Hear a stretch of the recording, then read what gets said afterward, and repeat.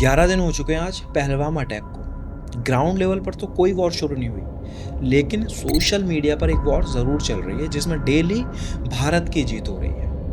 बहुत सारे क्वेश्चन हैं इन 11 दिनों में, और जो सबसे बड़ा सवाल है वो है हमारी मीडिया। हमारी मीडिया ने इन 11 दिनों में एक से एक घटिया हेडलाइन यूज़ करी है। ज़रा आप खुद सोचो, पाकिस्तान ने हमारे 17 निर्दोष लोगों की जान ले ली, उसके बाद एक्शन किसे लेना चाहिए था? भारत को। लेकिन हमारी मीडिया हेडलाइन क्या बना रही थी? पाकिस्तान की गीदड़ भभकी। अरे ये कैसी गीदड़ भभकी है? वो आपके 17 लोग पहले मार चुके हैं। अब अगर आपने कुछ नहीं करा तो गीदड़ भभकी आप दे रहे हो। हमारा देश गीदड़ भभकी दे रहा है कोई एक्शन ना लेकर। दूसरी हेडलाइन, पाकिस्तान में डीजल ख़त्म हो रहा है, पाकिस्तान में पेट्रोल ख़त्म हो रहा है, पाकिस्तान 7 दिन से ज़्यादा युद्ध में टिक ही नहीं सकता। और इतना सब पता होने के बाद भी अभी तक भारत ने कोई हमला नहीं करा है, कोई लीगल एक्शन नहीं लिया है पाकिस्तान के अगेंस्ट। और एक बात अगर आपको समझ आए तो आप कमेंट सेक्शन में बताना कि ऐसी कौन सी सरकार की सीक्रेट मीटिंग होती है जो लाइव टेलीकास्ट होती है, जिसमें हर एंगल से वीडियो शूट करी जाती है। मतलब प्रॉपर गिम्बल लगा के वो कौन सी सीक्रेट मीटिंग है जो होती है। पहले जब कोई बोलता था ना कि यार पुलवामा को लेकर सरकार को छुपा रही है, तो मुझे गुस्सा आता था, क्योंकि मैंने भी वोट बीजेपी को दिया है। लेकिन इन 11 दिनों में अब मुझे भी शक होने लगा है, और उसका रीज़न है सरकार ने इन 11 दिनों में जो एक्शन लिए हैं। और इस शक की शुरुआत तब हुई जब उन्होंने हमले के 2-3 दिन बाद घर उड़ाने की रील वायरल करना शुरू करी। अब यार खुद सोचो कि वो घर उड़ाकर क्या हो जाएगा। आपने कश्मीर में किसी का भी घर उड़ा दिया, उससे क्या ही उखड़ जाएगा। मेन प्रॉब्लम तो आप बता रहे हो ये चीज़ें पाकिस्तान करा रहा है, और अगर ये कश्मीर की प्रॉब्लम है तो तुम्हारी इंटेलिजेंस क्या कर रही है? और सबसे बड़ी बात, इस बार भारत की सारी पार्टियां बीजेपी से ये बोल रही हैं तुम पाकिस्तान से बदला लो, हम तुम्हारे साथ हैं। तो ये क्या कर रहे हैं? 6 मीटिंग कर रहे हैं, उसके बाद ऐलान क्या हो रहा है? जातीय जनगणना। अब आप मुझे एक लॉजिक बता दो कि इतने मुश्किल समय में क्या जाति की बात करना सही है? और इससे हुआ क्या? लोगों का गुस्सा जो पाकिस्तान की तरफ था वो इन्होंने अपने इस डिसीजन से बांट दिया। अब लोग कहाँ बात कर रहे हैं पाकिस्तान की?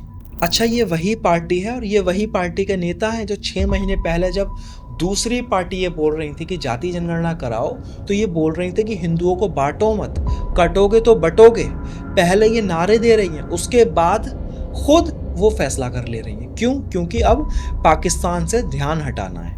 और ये पहली बार नहीं है, आप पिछले 10 साल उठाकर देख लो, इन 10 सालों में यही हुआ है। जब भी कोई मुद्दा आता है जो सरकार के खिलाफ जा सकता है या फिर सरकार को एक्शन लेना होता है, उसके तुरंत बाद कुछ ऐसा हाईलाइटेड टॉपिक आता है जिसमें पब्लिक का ध्यान बट जाता है। आप कोई भी बड़ी कंट्रोवर्सी उठाकर देख सकते हो। और यही बात एल्विश यादव ने भी बोली थी। एल्विश यादव ने क्या बोला था कि मेरी न्यूज़ सिर्फ इसलिए चलाई जाती थी जिससे दूसरी न्यूज़ को दबाया जा सके।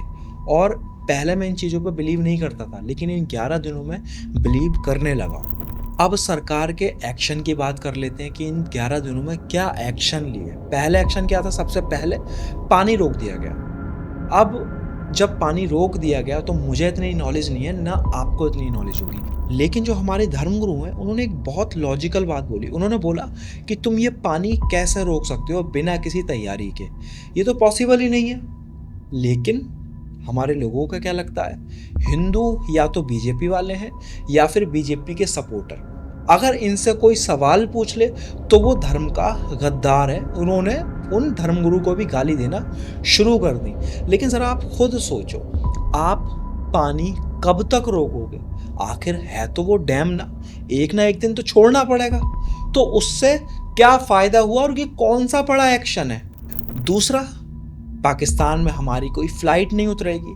अब इससे ज़रा अपना ध्यान लगाकर सोचो, इससे भी नुकसान पब्लिक का है। पाकिस्तान का एयर स्पेस बंद होने की वजह से हमारे जो रूट हैं वो बहुत ज़्यादा लंबे हो रहे हैं, जिससे टिकट के प्राइस बढ़ जाएंगे। तो इससे किसे नुकसान हुआ? एंड में पब्लिक को। तीसरा जो एक्शन सरकार ने लिया वो लिया यूट्यूब चैनल और इंस्टा अकाउंट बैन करने का, जो शुरू में मुझे अच्छा लगा। लेकिन अभी ये वीडियो बनाने से पहले मैंने कुछ ट्रेंड एक्स पर देखे, वो आप भी देख लो। ये बाबर आजम की फेक स्टोरी सोशल मीडिया पर वायरल करी जा रही है बाबर आजम के नाम से। मतलब बाबर आजम ये कबूल कर रहा है कि इसमें पाकिस्तानी सेना की गलती है। अब ज़रा आप दिमाग लगा के सोचना, ऐसे तो जब हमें पता नहीं चलेगा कि पाकिस्तान वाले क्या बोल रहे हैं, हमारे देश में कुछ भी प्रोपेगेंडा फैलाया जाएगा, किसी के भी नाम से फैलाया जाएगा, क्योंकि हमें पता नहीं कि असली में उसने ये ऐसा बोला है या फिर नहीं। तो इस चीज़ का तो और मिसयूज़ होगा। और हमारे लोग इतने बेवकूफ़ हैं, वो इस स्टोरी को सोशल मीडिया पर शेयर कर रहे हैं। फिलहाल क्योंकि मैंने सरकार से सवाल पूछ लिए हैं, तो हो सकता है आप आकर कमेंट सेक्शन में उल्टा सीधा बोलो, मुझे गद्दार बोलो, लेकिन असलियत यह है कि मैंने अभी वोट बीजेपी को दिया। लेकिन इस बार इन 11 दिनों में मेरे मन में कहीं ना कहीं शक पैदा हुआ है, धर्म को लेकर नहीं। जब दूसरे लोग जाति जनगणना की बात करते हैं तो ये बोलते हैं कि तुम जातियों में बांट रहे हो, हिंदू धर्म को बांटना चाहते हो। तो इन्हें प्रॉब्लम किस चीज़ से है? दूसरा बांट रहा है या फिर ये खुद नहीं बांट पा रहे? क्योंकि जातीय जनगणना की बात तो इन्होंने खुद कर दिया वो। और सबसे बड़ी बात क्या, इन्होंने जिस टाइम करी, इनकी टाइमिंग पे बहुत बड़ा सवाल है।